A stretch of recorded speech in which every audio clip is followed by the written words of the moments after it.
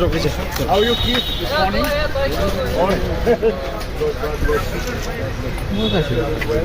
चल भाई क्या परफॉर्म पापा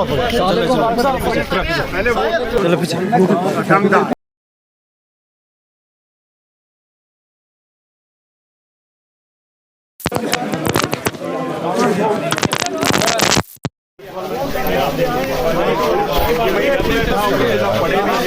और आप जो है वो वोट डालने के लिए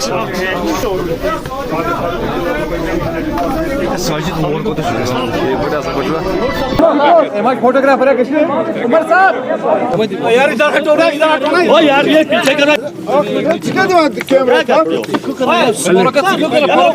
और पहली बार अब देखने को मिल रहा है कि पोल बाइकआउट या वायलेंस नहीं हुई है, तो इस वक्त आपकी क्या सेंटिमेंट है? बहुत खुशी की बात है कि आज वो दिन आ गया। 2014 में वोट नहीं दे सका क्योंकि मैं अस्पताल में था विलायत में, मगर अल्लाह का शुक्र है कि आज पार्लियामेंट्री इलेक्शन में मैं आपके पास खड़ा हूँ। मगर अफसोस इस बात का भी है कि जहाँ ये कहते हैं कि कोई पत्थर नहीं चल रहा है, कोई वायलेंस नहीं है, कोई बाइकआउट नहीं है, वहाँ मैं आपसे कहना चाहता हूँ कि हर पार्टी के और ख़ासकर हमारी पार्टी के वर्कर्स को, सीधा वर्कर्स को इन्होंने इन 2 दिनों में बंद कर रखा है। एक तरफ से ये कहते हैं कि इलेक्शन बहुत आज़ादी से हो रहा है, तो मुझे बताइए, मैं होम मिनिस्टर साहब से पूछना चाहता हूँ, प्राइम मिनिस्टर से पूछना चाहता हूँ, हमारे वर्कर्स को क्यों बंद किया गया? क्या वो डरते हैं कि वो हार जाएंगे? और वो ज़रूर हारेंगे, इंशाल्लाह हारेंगे।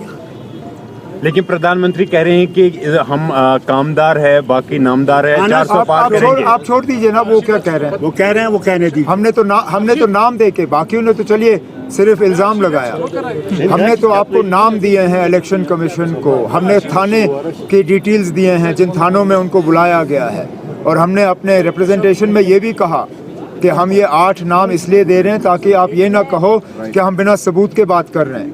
ये एक एग्जॉस्टिव लिस्ट नहीं था, it was an indicative list, it was to show that जो हम कह रहे हैं हम ऐसे हवा में बात नहीं कर रहे हैं। अब इंतज़ामिया की तरफ से ये फिर जवाब आया कि ये जी ऐसे ही बेबुनियाद इल्ज़ाम लगा रहे हैं, लेकिन हमने तो नाम दे के आपको कहा, हमने थाने के डिटेल्स दिए, उस चीज़ का तो आप जवाब दे नहीं सके। हमने किसी एक पुलिस के अफसर के खिलाफ कोई इल्ज़ाम नहीं लगाया, हमने कहा कि ये इंतज़ामिया की तरफ से हो रहा है। और लगातार बहुत सी कॉन्स्टिट्यूंसीज से जो है ये रिपोर्टें आई, यहाँ तक कि मेरे जो पोलिंग एजेंट्स और बाकी थे वो इतने डरे हुए थे रात को कि उनको पता नहीं कहाँ बुला के बंद किया जाएगा। कई सारे तो या तो दोस्तों या रिश्तेदारों के घर में सोए, कुछ तो उनमें से ऐसे हैं जो अपनी गाड़ियों में सोए थे रात को, वो घर वापस नहीं गए। अगर यही इनका आज़ादाना तरीका इलेक्शन है तो फिर ये अपने घर में रखें इसको। डॉक्टर साहब, आपका एक देरीना तजुर्बा है, ये चीज़ आपने पहले भी देखी है। जो कल नेशनल कॉन्फ्रेंस का एक स्टेटमेंट आया था, अगर इलेक्शन कराना ही नहीं था फिर तो पहले ही क्लियर करते कि किनको जिताना है। यही तो मुसीबत है जो हम लोग बार बार कहते हैं कि दूसरे जो खड़े हैं उन्हीं के एजेंट हैं, उन्हीं की तरफ से खड़े हैं। आज लोग उनको दिखा देंगे कि कौन यहाँ पे है कौन नहीं है, कर लें जो करना है। फिर तो लोगों का भरोसा उठता है। लेकिन पीडीपी और अपनी पार्टी भी इसी तरह की एलिगेशंस लगा रहे हैं कि उनके वर्कर्स को भी। मैं आपसे कह रहा हूँ ना, यही तो मुसीबत है। अपनी पार्टी के तरफ से इस तरह के इल्ज़ाम लगाना तो मजाक की बात है, क्योंकि ये किया ही जा रहा है उनको फ़ायदा पहुंचाने के लिए। और है कौन मरकज़ की तरफ से इलेक्शन लड़ने के लिए? और ज़रा बताएं कौन से वर्कर?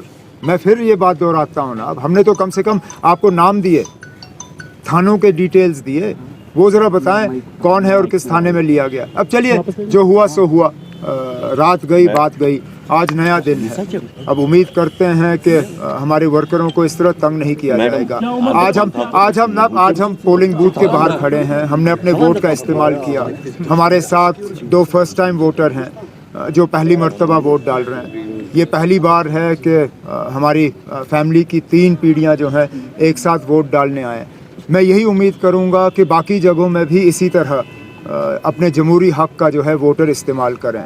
अगर के ये कहा गया है कि कोई बॉयकॉट नहीं है, किसी तरह की वायलेंस नहीं है, किसी तरह का खतरा नहीं है, तो फिर बढ़ चढ़ के लोगों को जो है इस इलेक्शन में हिस्सा लेना चाहिए, अपने वोट का इस्तेमाल करना चाहिए, क्योंकि आखिरकार यही एक जमहूरी तरीका है जिससे कि हम अपनी आवाज़ जो है वो बुलंद कर सकें। उमर साहब, ये चीज़ पहली बार हो रही है, यहाँ कोई हड़ताल काल इस बारी नहीं है, कोई आज इलेक्शन के दिन कोई बंद कॉल नहीं है।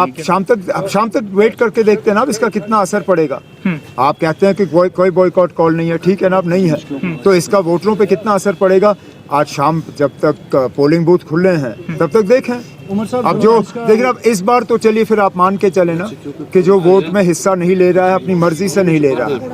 अब कितने वोटर जो हैं पुलवामा ज़िले में शुपियाँ असेंबली हल्के से श्रीनगर से जो हैं कितने वोटर अपने वोट का इस्तेमाल करते हैं, उसके लिए हमें वेट करना पड़ेगा। मेरी तो सबसे मोतबाना गुजारिश यही होगी कि वो इस मौके को गंवाएं ना, इस मौके का वो इस्तेमाल करें, क्योंकि मैं बार बार ये कहता हूँ जमहूरियत में यही एक तरीका है जिससे कि हम अपनी आवाज़ जो है वो बुलंद कर सकें।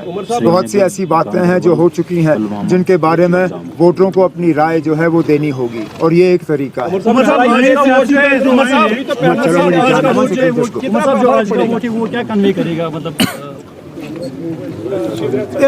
मैं कैसे कह सकता हूँ क्या कन्वे करेगा, वो तो रिजल्ट कन्वे करेगा ना। मैं तो ये कहूँगा कि अगर नेशनल कॉन्फ्रेंस के लिए वोट आया, क्योंकि हमने तो बार बार इस इलेक्शन में 5 अगस्त 2019 के हवाले से बात की, 370 को यहाँ से हटाने की बात की, जो हमारे साथ पिछले 5 साल में जो नाइंसाफ़ियाँ हुई हैं उसका हमने जिक्र किया है।